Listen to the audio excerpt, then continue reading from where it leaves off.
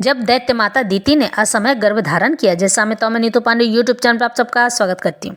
गर्भावस्था स्त्री के जीवन का सबसे महत्वपूर्ण एवं मूल्यवान समय माना जाता है, इसलिए हमारे शास्त्रों में गर्भधारण करने का एक निश्चित समय बताया गया है और उस निश्चित एवं शुभ समय पर गर्भधारण करने पर ही अच्छी गुणवान और आज्ञाकारी संतान का जन्म होता है। लेकिन रात्रि यानी रात का समय पिशाचों भूतों प्रेतों का होता है, इसलिए संध्या काल में संतानोत्पत्ति की क्रिया करने पर अशुभ संतान जन्म लेती है। शुभ संतान के लिए दिन का समय ही निश्चित किया गया है, गर्भधारण करने के लिए उत्तम होता है। आज की कथा थोड़ी मलिन सी है यानी गंदी सी है, पर हमारे समाज में इतनी गंदगी फैलती जा रही है कि समझा पाना लोगों को कठिन हो गया है। इस कथा के माध्यम से हम अपनी संतान उत्तम गुणकारी एवं आज्ञाकारी कैसे जन्म ले, यही बताने का प्रयास कर रहे हैं, जिससे इस कथा के माध्यम से यह पता चले। तो आज की कथा आरंभ करते हैं। श्री सुखदेव जी कहते हैं, हे राजा परीक्षित, मैत्रेय जी के मुख से सुकर यानी सुअर के रूपधारी वारा भगवान के अवतार की कथा सुनकर विदुर जी को और भी हरि कथा सुनने की इच्छा हुई। तब उन्होंने हाथ जोड़कर मैत्रेय जी से पूछा, हे मैत्रेय जी, आदि दैत्य हिरण्याक्ष का जन्म कैसे हुआ तथा उसकी मुठभेड़ भगवान से किस प्रकार हुई। तो मैत्रेय जी कहते हैं, हे विदुर जी, आपका यह प्रश्न अति उत्तम है। एक बार यह कथा देवताओं ने भी ब्रह्मा जी से पूछी थी, तब ब्रह्मा जी ने उनको इस प्रकार सुनाया। एक समय मरीचि नंदन कश्यप जी यज्ञ पुरुष भगवान को प्रसन्न करने के लिए खीर की आहुति देकर उनकी आराधना समाप्त करके संध्या काल के समय अग्निशाला में ध्यानस्थ होकर एकांत में बैठे थे। उसी समय दक्ष प्रजापति की पुत्री दिति कामातुर होकर पुत्र प्राप्ति की लालसा से कश्यप जी के निकट गई। दिति ने कश्यप जी से अनेक प्रकार के मीठे वचनों से रमन करने के लिए प्रार्थना की।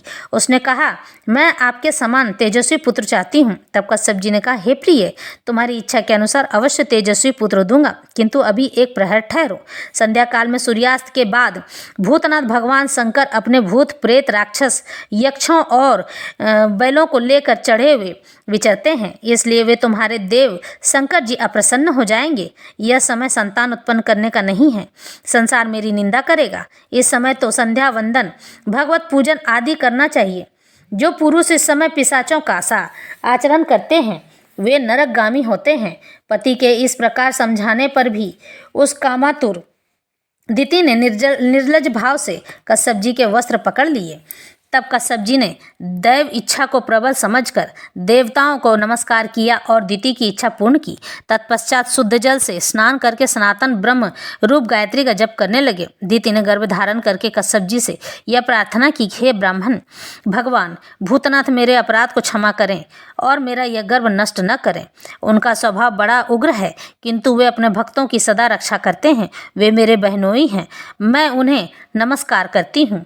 मैत्रेय जी के फिर से कहते हैं, हे विदुर जी, प्रजापति कश्यप जब संध्या वंदन आदि से निवृत्त हुए तब उन्होंने अपनी पत्नी को अपनी संतान के हित के लिए थर थर कांपते हुए और प्रार्थना करते हुए देखा।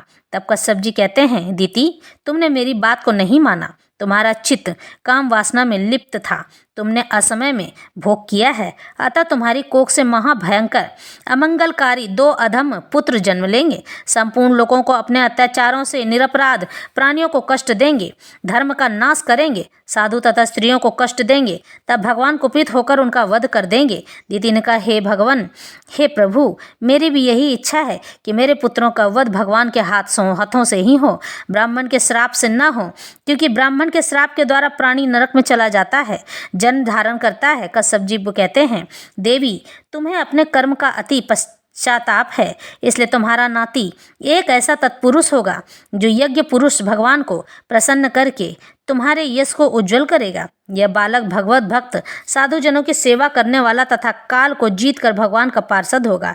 मैत्रेय जी बोले, हे विदुर जी, कश्यप जी के मुख से भगवत भक्त पौत्र के उत्पन्न होने की बात सुनकर दिति को अति प्रसन्नता हुई और अपने पुत्रों का वध साक्षात भगवान से सुनकर उसका सब खेद दूर हो गया। जय विजय हरिदास को सनकादिक दियो साप, जाओ दुष्ट भूलोक में भोगो तीनों ताप। श्री मैत्रेय जी फिर से कहते हैं, हे विदुर जी, दिति ने कश्यप जी के अंश को धारण करके 100 वर्ष तक अपने उदर में ही रखा, क्योंकि वह देवताओं को कष्ट नहीं देना चाहती थी। उसे भय था कि मेरे पुत्र देवताओं से शत्रुता करेंगे।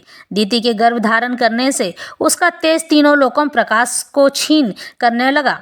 सभी देवतागण तथा लोकपाल तेजहीन हो गए। सूर्य का तेज निस्तेज होने से चारों ओर अंधकार छा गया। यह देखकर देवतागण अति भयभीत हुए और ब्रह्मा जी के निकट जाकर उनसे इसका कारण पूछने लगे। देवता लोग बोले, हे जगत पिता, आपने ही इस जगत की उत्पत्ति की है। आप चतुर्मुख हैं।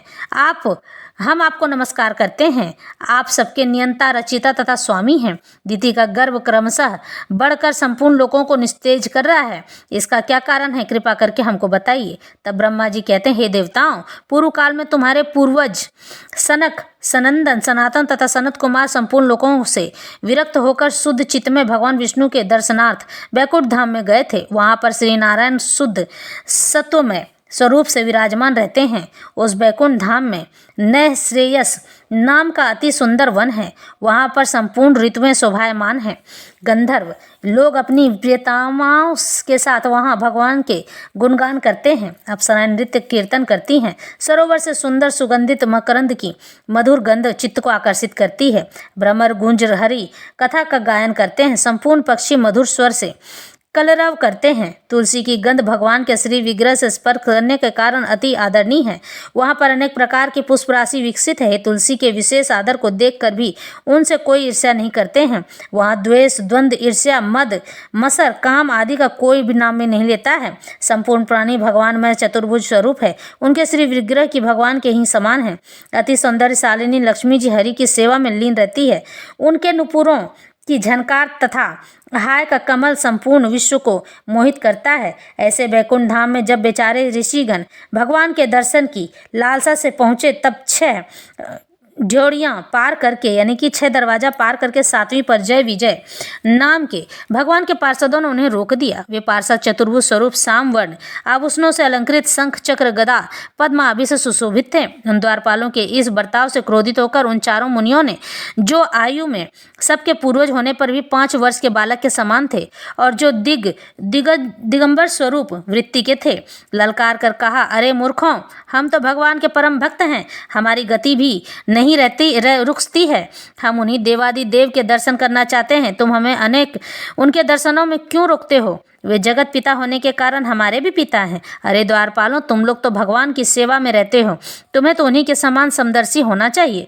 भगवान का स्वभाव परम शांतिमय है। तुम्हारा स्वभाव भी वैसा ही होना चाहिए। भगवान का कोई शत्रु नहीं है। फिर किस शंका में हमें रोक दिया है तुमने? किस भय की कल्पना करके भगवान के दर्शनों से हमें विमुख किया है तुमने? भेद बुद्धि के कारण ही ऐसा किया है, इसलिए तुम बैकुंठ धाम में रहने योग्य नहीं हो। तुम्हारी बुद्धि भ्रष्ट हो गई है। अब तुम यहाँ से निकलकर पापमय योनियों में, जहाँ काम, क्रोध, लोभ सताता है, जाओ और अपने इस पाप का फल भोगो। सनकादिक के इस घोर शाप को सुनकर वे दोनों पार्षद अति भयभीत होकर उनके चरणों पर गिर पड़े और बोले, हे मुनिवरों, आपने कृतार्थ कर दिया, हमारे मद को दूर किया, यानी कि अहंकार को दूर किया। हम पर यह कृपा अवश्य कीजिए कि हम किसी भी योनि में जाने पर भगवान की स्तुति न भूलें और मोह को प्राप्त न होवें, क्योंकि यह दोनों ही मोक्ष पद के शत्रु हैं। जब भगवान कमल नाभि के पार्षदों के शाप देने का तथा सनकादिक के आगमन का पता चला, तब वे स्वयं सनकादिक के स्वागत के लिए लक्ष्मी सहित पधारे। तब मुनिगणों ने देखा कि भगवान श्री बैकुंठनाथ अपने संपूर्ण पार्षदों तथा लक्ष्मी जी सहित स्वयं पधारे हैं। वे उनके श्री विग्रह की शोभा को देखकर भगवत भक्ति के उद्रेक में विभोर हो गए हैं। भगवान के पार्षद उनके ऊपर श्वेत छत्र तथा श्वेत चंवर ढुला रहे थे। उनके वक्ष स्थल पर श्रीवत्स का चिन्ह, गले में वैजंती माला शोभायमान थी, रत्न जटित दिव्य आभूषणों से सुसज्जित थे। उनके सौंदर्य के सामने लक्ष्मी जी का सौंदर्य फीका पड़ रहा था। तुलसी की माला कंठ में धारण किए हुए वे थे। तुलसी की मंजरी की गंध को लेकर वायु बह रही थी। भगवान का मुख नीलकमल के समान विकसित था। उनकी झांकी अनुपम थी, जिन्हें देखकर सनकादिक मुनीश्वर में नैनानंद प्राप्त करके ब्रह्मानंद में निमग्न हो गए। तब सनकादिक फिर से कहते हैं, हे अनादि, आप ही इस सृष्टि के आदि, मध्य और अंत हैं। आपने ही ब्रह्मा जी को उत्पन्न करके इस विश्व की रचना की है। हम वैसे हृदय में आपके दर्शन निरंतर करते रहते हैं, किंतु साक्षात दर्शन आज ही हुए। आपके सगुण साकार दर्शनों की उपलब्धि से हमें अति आनंद प्राप्त हुआ है। आपके दर्शनों के लिए बड़े बड़े योगी जन, देवतागण तरसते हैं। उन्हीं की भगवान का साक्षात्कार प्राप्त करके हमारे नेत्रों का अति सुख प्राप्त हुआ है। हम आपको साष्टांग प्रणाम करते हैं। उसके बाद दिति के गर्भ से हिरण्याक्ष और हिरण्यकश्यप का जन्म हुआ। आगे की कथा अगले भाग में।